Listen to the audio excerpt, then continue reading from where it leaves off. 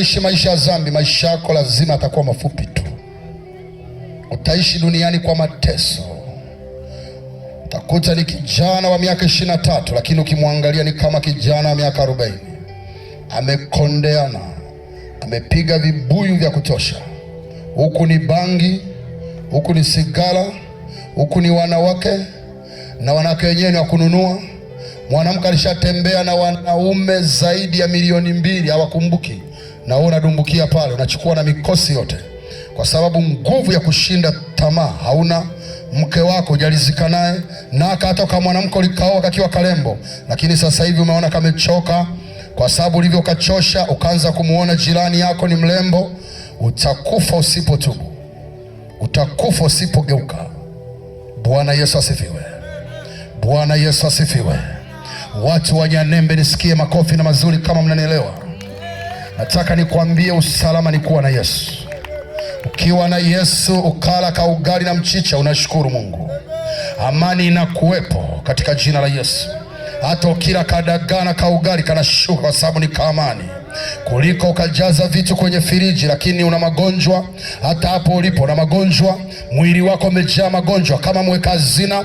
Kila siku unaenda Butimba, mara na ugonjwa huu, umechukua chanjo kila mahala, hauna amani. Binti wa kazi ndiye amenenepeana kwa sababu yeye ana magonjwa. Wewe umejaa magonjwa, mara una kisukari, mara una kansa, unanunua makuku. Binti wa kazi anabugia. Utakuta kama mama ka nyumba kamekondeana. Binti wa kazi ni kupiga msosi. Huna amani kwa sababu hauna raha. Na kwa nini umemkataa Yesu? Maisha yako ni ya ujanja ujanja. Ningekushauri jioni ya leo ukampa Yesu maisha yako. Wako wengine mko hapa, ni wa mama, ni wa dada, mlitoa mimba, ulizaa mtoto ukatupa chooni. Hawakukuona lakini Mungu alikuona. Ndio maana maisha yako yamekuwa ni magumu. Unaolewa hapo na achika, laana inapiga kelele. Usipoitubia hiyo dhambi, dunia utaiona ni ya moto.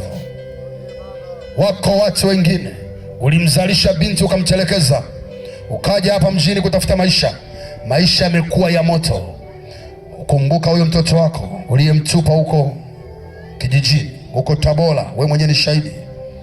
Ulimkimbia huyo binti akateseka.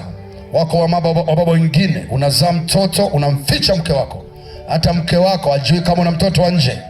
Wewe ni shahidi, maisha yako yako hatarini.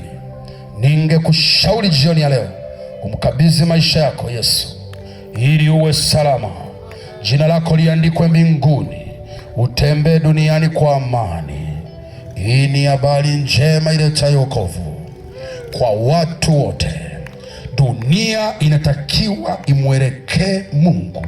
Haleluya. Dunia kama itamwelekea Mungu haiko salama. Narudia, wanadamu kama hawatamkubali Mungu huyu tunayemhubiri, wakamwona upuuzi, hakuna usalama. Leo unatafuta fedha sana, lakini hazijakupa amani. Hata ungejaza magunia ya fedha, bila Mungu hakuna kitu.